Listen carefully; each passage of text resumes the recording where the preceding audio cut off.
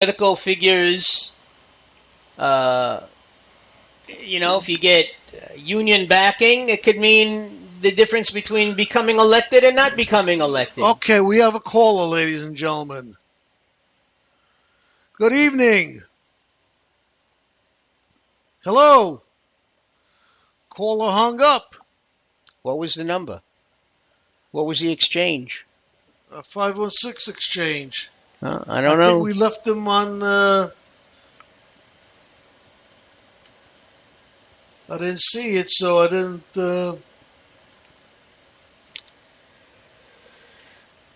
Unfortunately, I didn't see it. It looks like we had more. We had 3 call-ins. How come we never saw it? Because this was covering it. Okay. All right, caller, if you just called in, we will promise pick you up right away. As a matter of fact, with our magic redial, we are going to call you back because we do know everything that goes on. We're like the NSA. So we're going to call you back, caller. Get ready.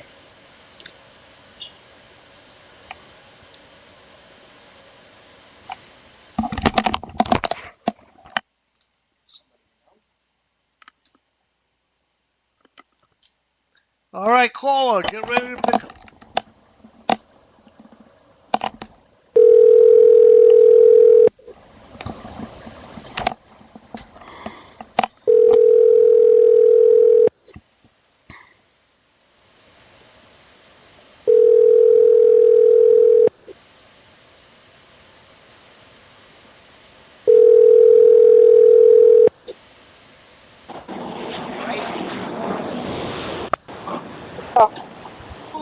Hello.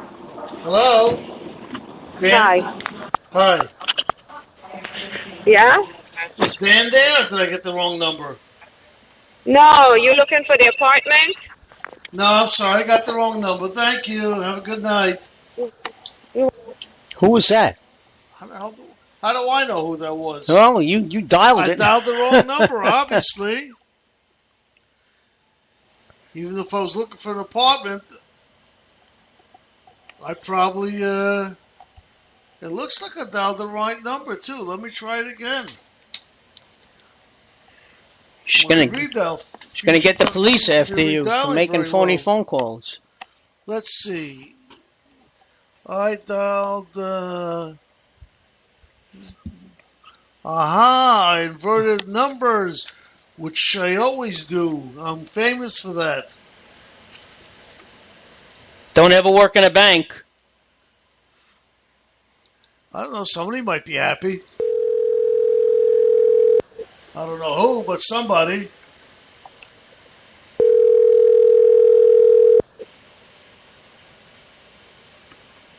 We still have to go over this list. We are calling, but looks like we're bombing out. You scared them away. Looks like it, yeah. Your call.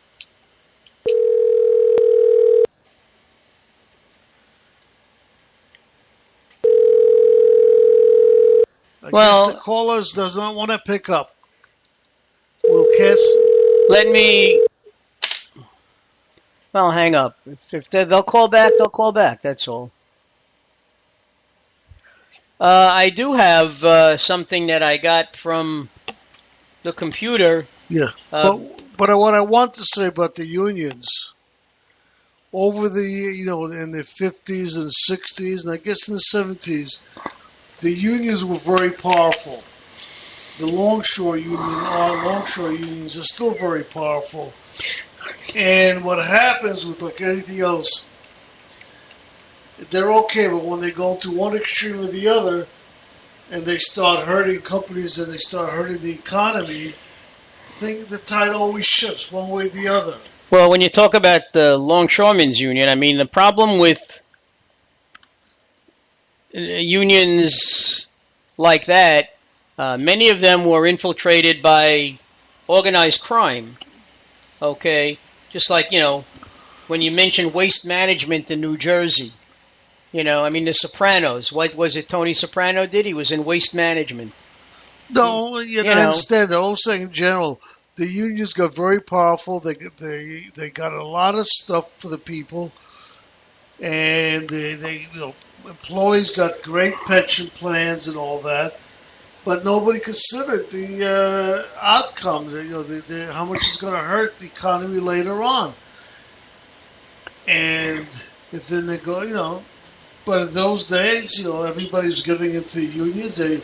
The employees were negotiating as hard as they could, and now it's reversing. Now the unions are struggling to get what they want, and the employees are getting more what they want.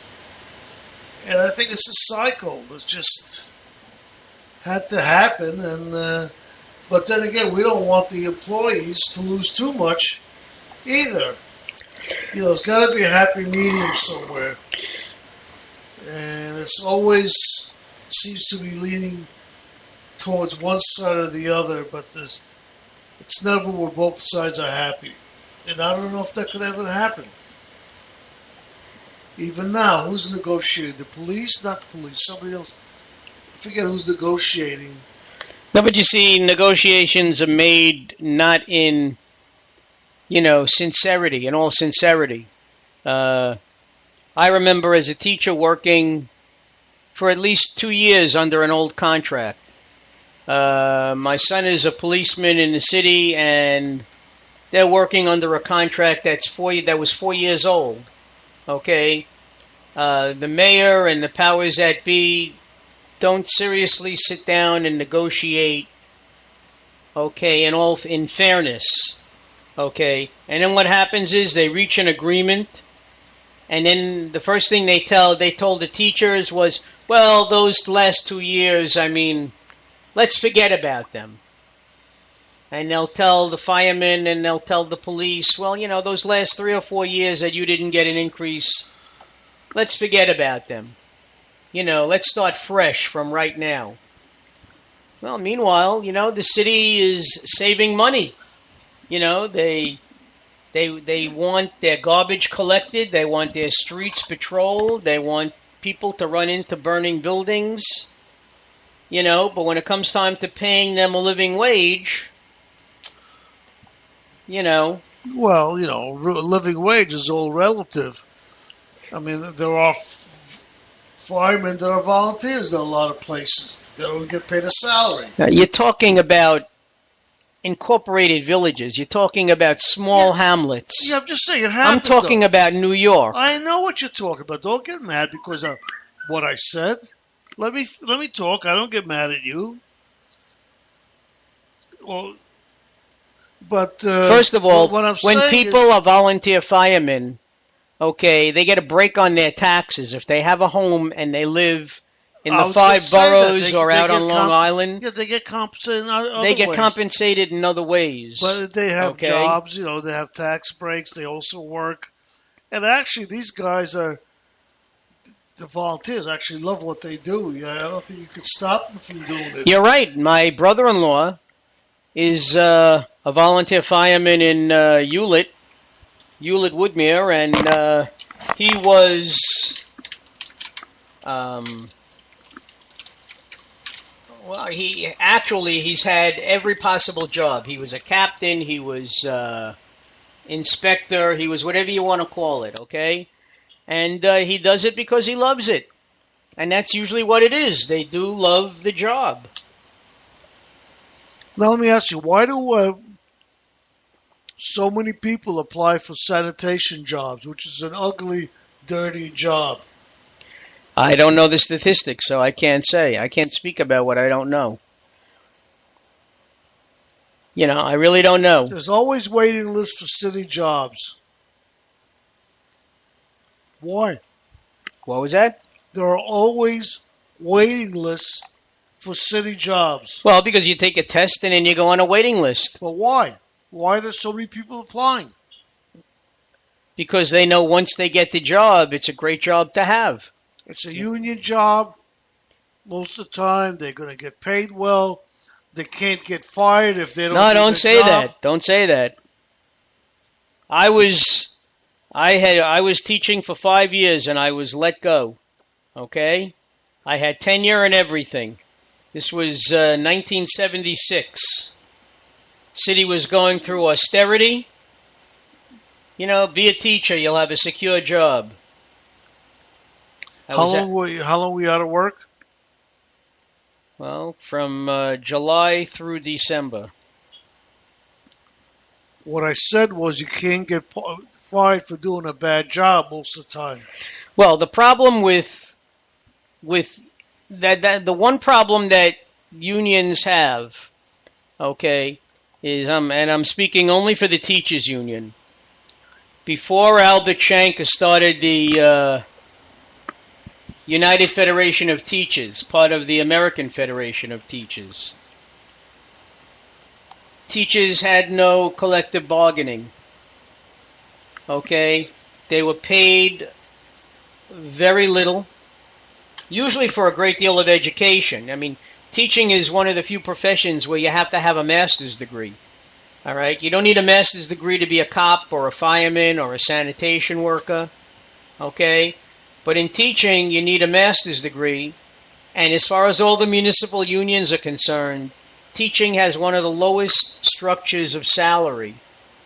Okay, and that I know for a fact. Okay, firemen, policemen, sanitation, they could work tons of overtime and make a lot of money.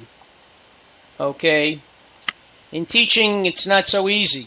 But the one problem that I have with the teachers union is that along with protecting the good teachers, they protect a lot of the shit that's out there. People who have no business being teachers. Okay? And believe me, in my 34 years of teaching, I saw plenty of crap out there. I really did. But there was very little that could be done. So what happened was principals used to transfer their bad teachers from one school to another. You know, they would get somebody else's garbage and somebody else would take their garbage. Okay? Okay. Did you hear that, the cop that was, that shot that guy, I forget, was it Minnesota somewhere? The one that was driving away and he killed him? I don't recall. I mean, I probably read about it. This was recent. I know, but I'm saying I don't recall. A cop was stopped for traffic violation. The guy started rolling away. Oh, that was Cincinnati. I said I don't remember where it was. And he was a university or police officer. He wasn't even a member of the Cincinnati police force. Okay, and he shot him anyway. Now the union is saying he should be reinstated to work. Well, you know, the union is just doing what they consider due diligence. You have the chief of police of the Cincinnati Police Department who said it was an outright murder. Okay? That was why the guy was suspended. So, I mean, they could say whatever they want. You know, from what I saw, he doesn't have too much of a leg to stand on. No. Okay, what they're saying was that he wasn't given due process. Not that they weren't ruling on his guilt or innocence. They were saying that he should have been put on desk duty and allowed to collect his salary until charges were brought and he can have a hearing. Okay, I think that's what the union was complaining about. Okay, I think, however, once all the facts come out, the guy's not going to have a leg to stand on. Well, again, we see things. Unfortunately, we see things one-sided a lot of ways.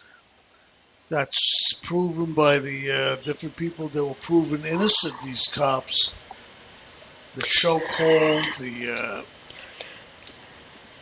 Ferguson. Well, I'll tell you, the chokehold, Eric Gardner, from what I saw, yes, it appeared to be some sort of chokehold. But you're talking about in the case of that one police officer who weighed maybe 180 pounds